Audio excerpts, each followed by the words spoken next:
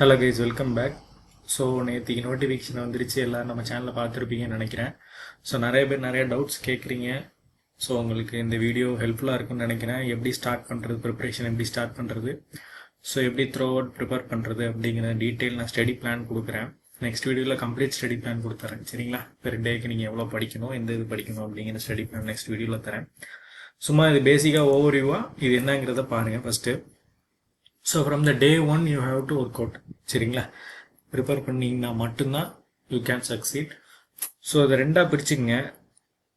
Paper 1, paper 2. சரிங்களா?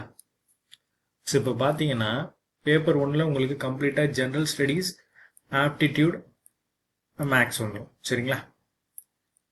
So paper 2ல் வந்து நம்ம கோர் சப்ஜெக்ட் வந்துடும். ஸோ ஆல்ரெடி நீங்கள் ப்ரிப்பேர் பண்ணிட்டு இருந்தீங்க அப்படிங்கிற பட்சத்தில் ஓரளவுக்கு பேப்பர் 1 கம்ப்ளீட் பண்ணியிருந்திருப்பீங்க. ஓரளவுக்கு படித்து நிறைய எக்ஸாம்ஸ் எழுதியிருப்பீங்க. ஸோ லாஸ்ட் 2 இயர்ஸாக ப்ரிப்பேர் பண்ணுறேன் அப்படிங்கிற சாருங்க இந்த ஜென்ரல் ஸ்டடீஸ், ஆப்டிடியூட், மேக்ஸ்லாம் ஓரளவுக்கு உங்களுக்கு தெரியும். சார் நான் ஐம் நியூ டு ப்ரிப்பரேஷன், நான் ஃபஸ்ட்டு இந்த டைம் தான் எக்ஸாம் எழுத போகிறேன் அப்படிங்கிறவங்க வந்து ஸோ அவங்களுக்கு இதெல்லாம் வந்து புதுசாக தெரியும். ஸோ ஒன்றும் பிரச்சனை இல்லை. இதுக்கும் ஒரு சில சர்டன் புக்ஸ் இருக்குது. சரிங்களா? பேப்பர் 1க்கும். ஸோ அதை கொஞ்சம் பார்த்தீங்கனாலே உங்களுக்கு புரியும். So paper 2, coming to our subject paper 2. So first பார்த்தீங்கன்னா சர்வேயிங் அண்ட் ஹைட்ராலஜி. சரிங்களா? இன்னைக்கு இந்த யூனிட் 2 பற்றி கொஞ்சம் டீட்டெயில்டாக பார்க்கலாம். சரியா? So surveying and hydrology. Surveying hydrology up to எது வரைக்கும் வருது? So total station GPS survey வரைக்கும் வருது. சரிங்களா? இங்கே ஆரம்பிச்சு இங்கே வரைக்கும். ஹைட்ராலஜி அதே மாதிரி இங்கே ஆரம்பிச்சு பிஃபோர் இந்த பெல்லுக்கு முன்னாடி ஹைட்ராலிக் இது வரைக்கும், யூனிட் ஹைட்ரோகிராஃப் இது வரைக்கும் வருது. சரிங்களா? இதுக்கப்புறம் கிரவுண்ட் வாட்டர். சரிங்களா? ஸோ இதுக்கப்புறம் கிரவுண்ட் வாட்டர் வருது. சரிங்களா? ஸோ 3 யூனிட்டாக அதை பிரிச்சிருக்கோம். சரிங்களா?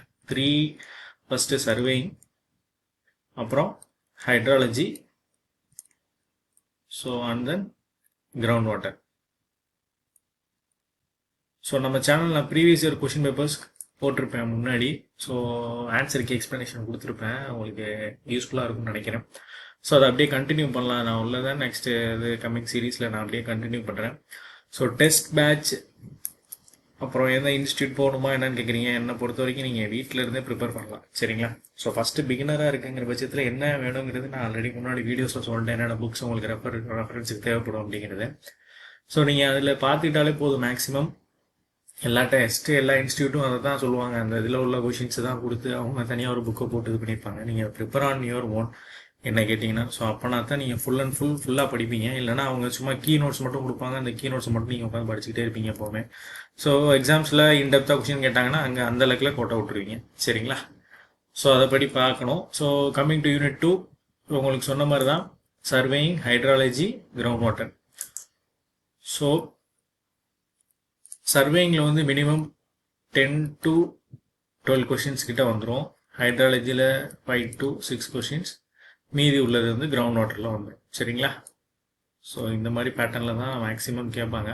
ஒரு சில சமயம் மாற்றி கேட்கணும்னா கிரவுண்ட் வாட்டரில் கொஞ்சம் அதிகமாக கேட்பாங்க. சரிங்களா? ஹைட்ராலஜியில் அதே மாதிரி தான். இதில் ப்ராப்ளம்ஸ் எங்கே வரும்னு பார்த்தீங்கன்னா ஹைட்ராலஜி ஏரியாவில் ப்ராப்ளம்ஸ் வரலாம். சரிங்களா? So hydrology K Subramanya book. சரிங்களா? அந்த புக்கை ஃபுல்லாக படிங்க, டாப் டு பாட்டம் படிங்க. அதுக்கு பின்னாடி உள்ள கொஷின்ஸ் ஃபுல்லாக படிச்சுட்டு அதுக்கு பின்னாடி உள்ள புக் பேக் கொஷின்ஸ்ன்னு இருக்கும். சரிங்களா? அதை ட்ரை பண்ணி பாருங்கள். புக் பேக் கொஷின்ஸை ட்ரை பண்ணி பாருங்கள். உங்களால் நீங்கள் படித்ததுக்கு அந்த கொஷின்ஸ்க்கு ஆன்சர் பண்ண முடியுதா அப்படிங்கிற ட்ரை பண்ணி பாருங்கள். அப்புறம் கிரவுண்ட் வாட்டர். சரிங்களா? கிரவுண்ட் வாட்டருக்கு வந்து ஸோ ஏன் மைக்கேல் புக்கில் இருக்கும். சரிங்களா?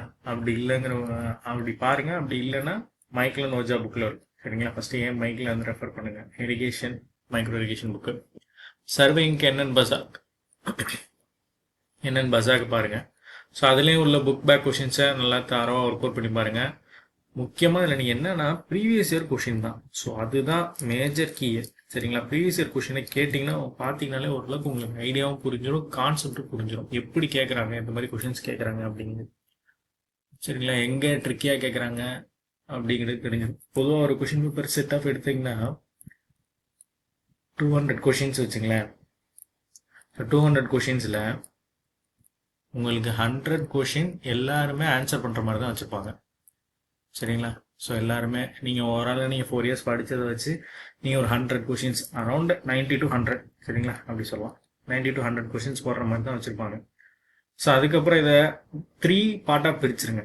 100லேருந்து 120, அப்புறம் 120லேருந்து 150, 150லேருந்து 180, அப்புறம் 180 to 200, சரிங்களா?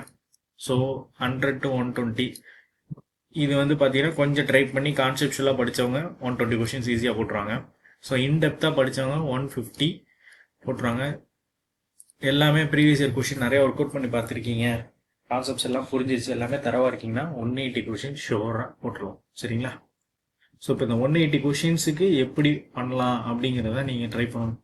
ஏன்னா சப்ஜெக்டில் வந்து எல்லாருமே படிப்பாங்க. ஸோ அதனால் எல்லாருமே ஸ்கோர் பண்ணுவாங்க மேக்ஸிமம்.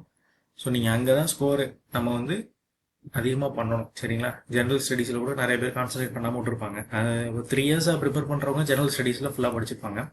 ப்ரெஷராக இருந்தாங்கன்னா ஜென்ரல் ஸ்டடீஸ் கொஞ்சம் பின்வாங்கும், சரிங்களா? ஸோ அதை வந்து கால்குலேட் பண்ணிக்கலாம். ஸோ 180 கொஷின்ஸ் ஷுவராக இது பண்ணிடணும். ஸோ எப்படி சார் ஸ்டார்ட் பண்ணுறது, ஹவு டு ஸ்டார்ட், அதுதான் ஹவு டு ஸ்டார்ட்.